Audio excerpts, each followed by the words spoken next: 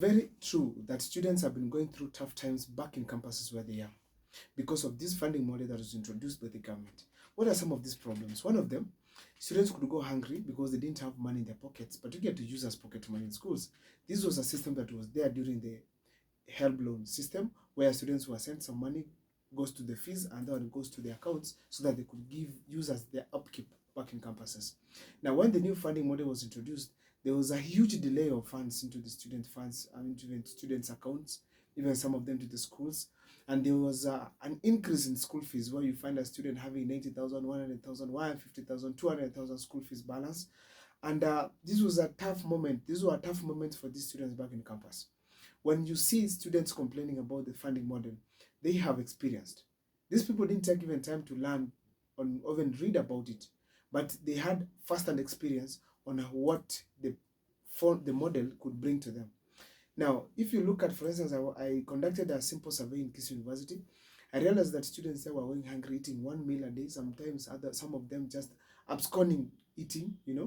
People decide to just go to class hungry, read for the whole day, just eat at night because they didn't have money in their pockets.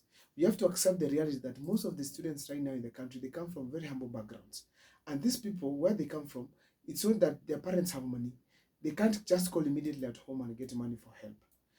That means these students, they always depend on these loans so that they can at least ensure they're okay back in campus. They plan, and my key, you didn't know, these students even send some money to support their parents back at home. Now, a student wakes up in the morning, he's having an exam 2 or 3 weeks to come, he's seeing his school fees is about 150,000 or more. This student checks in his pocket, he does not have money, he does not have food. Then if you check on this student as well, at home, there's nothing. He can't call anyone. This student just sits down and simply starts reflecting on his life, starts reflecting on what is happening, starts remembering on some of the students who had passed through that school or who had passed through universities, and these students used to be funded well by HELB. This person used to hear stories about parents talking about the boom that used to be there before. So this person sits down and checks on his situation, compares on what was happening before. He feels so much demoralized and disappointed. Therefore, when you see them expressing pain, expressing dissatisfaction with what is happening currently in the funding model, it's because of the problems they have been experiencing in the country, and we have to support their conversations as far as this issue of funding is concerned. We have to also state it categorically that the government does not have any option other than listening to these people critically and taking into account what they are saying. One thing I want to say here, that William Ruto took a step to go for a town hall meeting with students, student leaders, discuss and even share about this thing. The president was so defensive explaining how this funding model is good. That is the wrong perspective that you are taking as a president, because students are bringing a problem, you are defending the problems. It is not good. Listen to them and take the reality that this thing is affecting them. Come up with solutions that will affect the students at that level where they are. Let these problems they have to be solved first before telling them how this model is good. It could be good in any way, but I don't dispute, because personally, I feel the government has reasons to do some of these things. But if it's hurting the people, the respective people who are being, whom this system is applying on, I think it's important they are listened to. It's important we don't listen to them. However, the government took the political approach, trying to sanitize it and actually show how good it is.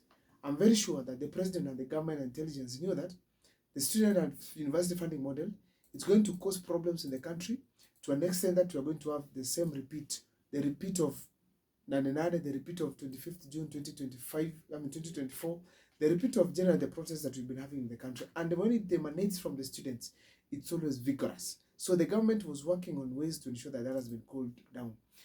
Anyway, it's okay to have such kind of measures, but there have to be solutions to this.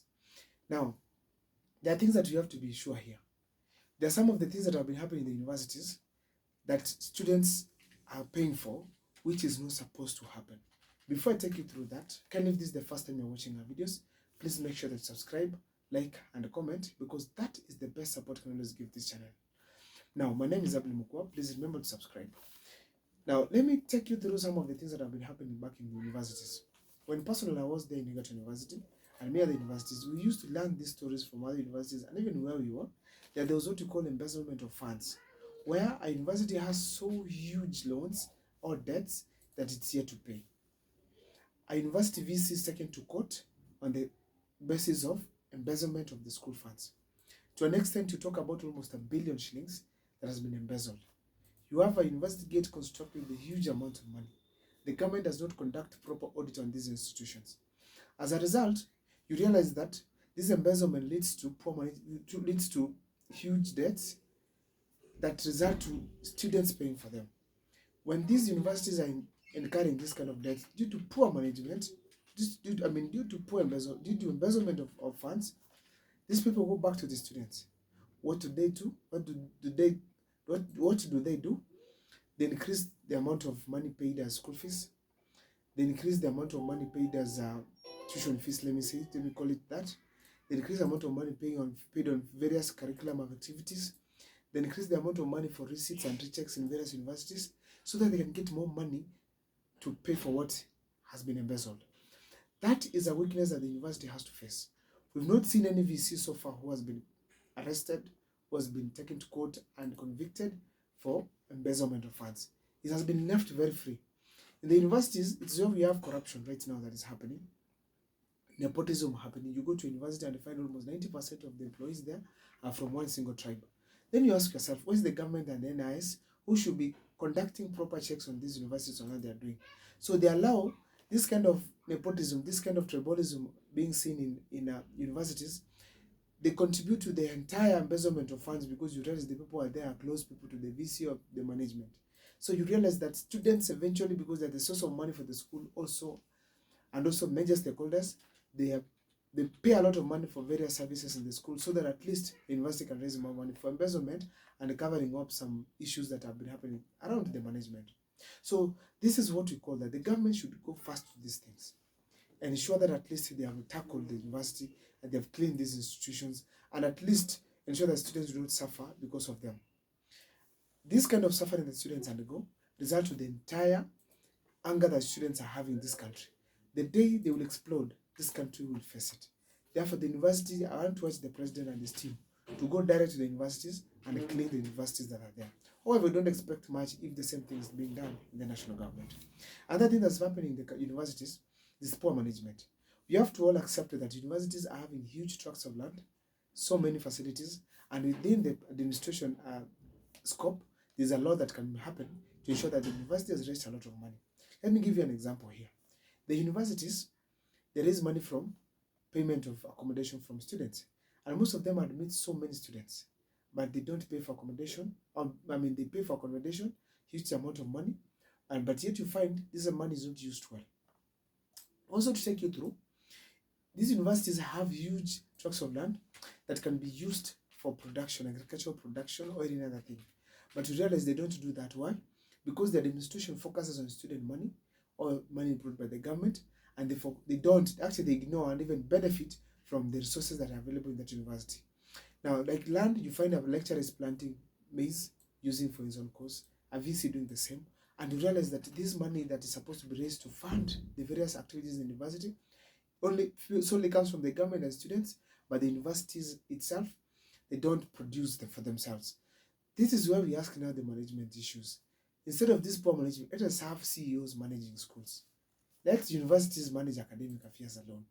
And then we have CEOs who are at least used to raise money from the university. If we have people like a CEO who is managing, for instance, KCB Bank, such kind of a CEO, for instance, we had a very nice CEO was there.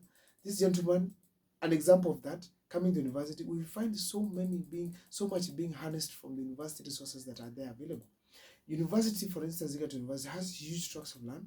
It can comfortably feed the entire Njoro if they use that land very well and actually produce whatever is supposed to be produced. So therefore, accountability is very important. Another thing I want to say here, most of the people who win as VCs, who are qualified, who are appointed as VCs, they are not qualified as such in terms of management. You find that they are yes professors, but they're not competent when it comes to management of affairs in the university. So you realize the school is going down and down and down progressively because of the poor management and incompetence of this person who has been put in power. Therefore, we need competent people to come on board, get to the universities, use the resources very well there, and actually ensure they're taking the universities to the highest level so that you can avoid exploitation of parents and students because the university has been doing badly in terms of management. That is my video there and there. If this is the first time you're watching our videos, please make sure to subscribe, like, and comment, because that is the best support you can always give this channel. My voice is yet to come back. Please bear with me, but I'll make sure that I've done my best. We give you the best videos despite the condition. My name is Abliko. See you next time.